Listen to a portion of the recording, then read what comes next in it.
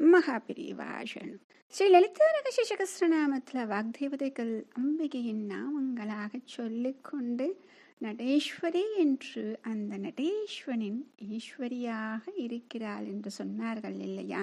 அப்படி அந்த நடனம் என்ற ஒரு விஷயம் எதை சார்ந்ததாக இருக்கும் என்றால், இதோ இந்த மாயை அப்படிங்கிற ஒரு விஷயம் சொல்கிறோமே, அப்படி அதை சார்ந்ததாக இருக்கும் இல்லையா? அப்ப அதற்குரிய நாமம் ஓம் மித்யா ஜகததிஷ்டானாயை நமஹ.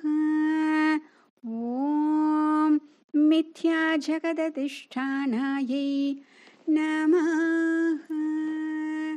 அற்புதமான ஆழமான பொருள் பொறிந்த அந்த பொதிந்திருக்கக்கூடிய அப்படி மறைந்திருக்கக்கூடிய நாமம் அப்படின்னு சொல்றது. இதை எப்படி பதம் பிரிக்கணும் அப்படின்னா, மித்யா ஜெகத் அதிஷ்டானா அப்படின்னு சொல்றது. இப்ப இந்த மித்யை இந்த ஒரு வார்த்தை தாங்க அத்வைத வேதாந்தம் சொல்லப்படக்கூடிய ஒரு பெரிய வார்த்தை மித்யை அப்படின்னு சொல்றது. மித்யை அப்படின்னு எதற்கு பேர் அப்படின்னா, இந்த உலகத்திற்கு. அப்படி மித்யை என்று சொல்லக்கூடிய இந்த உலகிற்கு அதிஷ்டானமாக ஆதாரமாக இருப்பவள். இப்ப மித்யான்னு சொல்லும் பொழுது என்ன சொன்னா, அத்வைத வேதாந்தத்தின் முக்கியமான வார்த்தைன்னு சொன்னோம். இப்ப இந்த மாயையினால் கல்பிக்கப்பட்டு இருப்பதாகவே தெரியக்கூடிய ஒரு விஷயம். எப்பவுமே இந்த மாயை அப்படின்னு சொல்லும் பொழுதே நமக்கு புரிந்தது போலவும் இருக்கும், புரியாதது போலவும் இருக்கும். ஏனென்றால் இந்த மாயை அப்படின்னு சொல்லக்கூடிய உலகம் எப்படின்னா, இருப்பது போலவும் இருக்கிறதா, இல்லாமல் இருப்பது போலவும் இருக்கிறதா. அதனால தான் நமக்கு இப்படி ஒரு தள்ளாட்டம் இருக்கிறது. ஆனால் அது இருக்கிறதுன்னு சொல்லலாம், இல்லைன்னு சொல்லலாம். அதனால மித்யை அப்படிங்கிறது மாயை கிடையாது.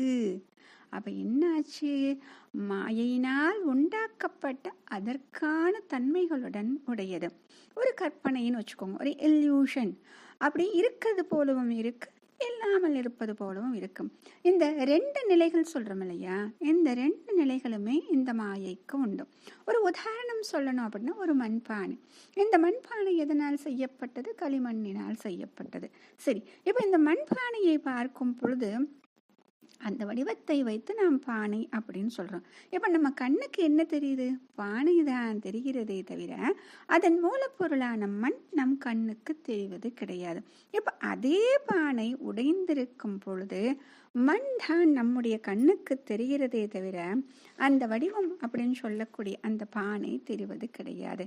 அப்ப ஒரு கோணத்தில் பார்க்கும் பொழுது நிஜமாக சத்தியமாக எது தெரிகிறதோ அது இன்னொரு கோணத்தில் இருந்து பார்க்கும் பொழுது அது நிஜமாக இல்லை. அதற்குத்தான் மித்யை என்று பெயர். அதனால தான் மாயை அப்படிங்கிற விஷயம் சொல்றாங்க. ஆனால் அது இருந்து கொண்டேதான் இருக்கிறது, இல்லாமல் போவது கிடையாது. ஆனா அதை வேற கோணத்துல பார்க்கும் பொழுது அந்த விஷயம் இல்லாதது போல தெரியுது அப்படின்னு சொல்றாங்க. ஆக மாயையின் மூலமாக சில விஷயங்கள் நமக்கு கற்பிக்கப்படுகிறது. அப்படித்தான் நம்மை சுற்றி இருக்கக்கூடிய இந்த உலகம் இருக்கிறதா அப்படின்னு கேட்டா இல்லைன்னு நம்ம சொல்ல மாட்டோம் இல்லையா? ஏன்னா அங்கதான் நம்ம வாழ்ந்துட்டு இருக்கோம். ஆனால் வாஸ்தவத்தில் பிரம்மம்தான் இப்படி எல்லாமாக இருக்கிறது என்று ஒருவன் உணர்ந்து விட்டால், தெரிந்து கொள்ள முயற்சி செய்து விட்டால், அப்படி தெரிந்து கொண்டே விட்டால் இந்த பிரம்மம் தான் ஒன்றே ஒன்றாக இருக்கிறது என்று அவன் புரிந்து கொண்டு விடுவான். அப்ப அந்த இடத்துல என்னங்க தெரியாது, உலகம் அப்படிங்கிறது காணாமல் போய்விடுகிறது. இது அழகா ஆதி ஆச்சாரியால் சொல்லுவாரு, ஒரு ஸ்லோகத்துல சொல்லுவாரு. என்ன ஸ்லோகத்துலன்னா, பிரம்ம ஞானாவலி மாலா அப்படின்னு சொல்லிட்டு இது ஒரு கிரந்தம். அந்த கிரந்தத்துல 20வது ஸ்லோகம் அப்படின்னு சொல்றது. இந்த ஸ்லோகத்துல இந்த முதல்ல சொல்லக்கூடிய அந்த வரிகள் மிகவும் பிரபலமாக இருக்கக்கூடியது.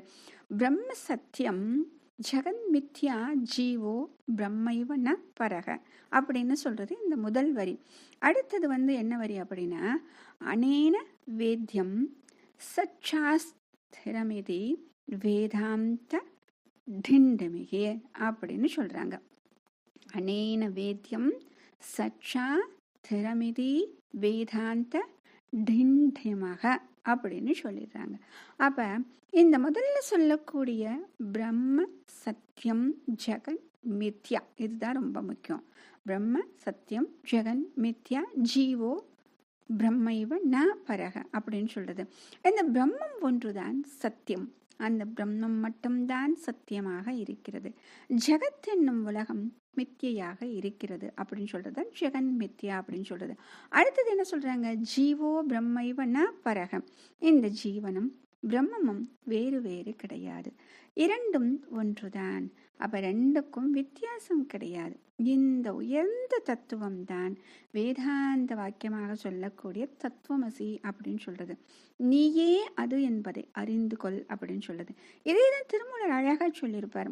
தன்னை அறிய தனக்கு ஒரு கேடில்லை, தன்னை அறியாமல் தானே கெடுகின்றான், தன்னை அறியும் அறிவை அறந்தவன் தானே அச்சிக்கத்தான் இருந்தானே. எப்படி? தன்னை அறியும் அறிவை அறிந்தபின், அதைத்தான் சொல்றாங்க உன்னை நீயே அறிவாய் அப்படின்னு. இந்த வேதாந்த தத்துவம் உலகம் முழுவதும் விரவி கிடக்கிறது அப்படின்னு சொல்றாங்க. இந்த மித்யா அப்படிங்கிற வார்த்தைக்கு திரும்ப வரலாமா? மித்தியாக தோன்றுகின்ற இந்த லோகத்துக்கு யார் இருக்காங்க ஆதாரமா? அம்பாள் இருக்கிறார். சரி, இப்ப இருப்பது போல் எப்படி தெரிகிறது என்றால் அதை தெரிய வைப்பவளும் அவள்தான். ஆக அப்படி இருக்கக்கூடிய ஆதாரமாக இருக்கும் இந்த அம்பிகை தான் அதற்கு மூலம். அவள்தான் அப்படிங்கிறது நமக்கு தெரிஞ்சு போச்சு. இப்ப நம்ம என்ன பண்றோம் அப்படின்னா, இந்த விஷயங்கள் தெரிந்து கொண்டு அம்பாள் மீது பக்தி அதிகமாகி அதிகமாகி அவளுடைய அனுகிரகமும் கிடைத்து ஜெகத் என்ற விஷயத்தை ஊடுருவி அப்படியே உள்ள போய் பார்த்துக்கிட்டே இருந்தா இல்லை இல்லை இல்லை அப்படின்னு கடைசியில என்னங்க கிடைக்கும்? குஹ்ய ரூபிணியாக இருக்கும் அவளை தரிசனம் பண்ணிவிடலாம்.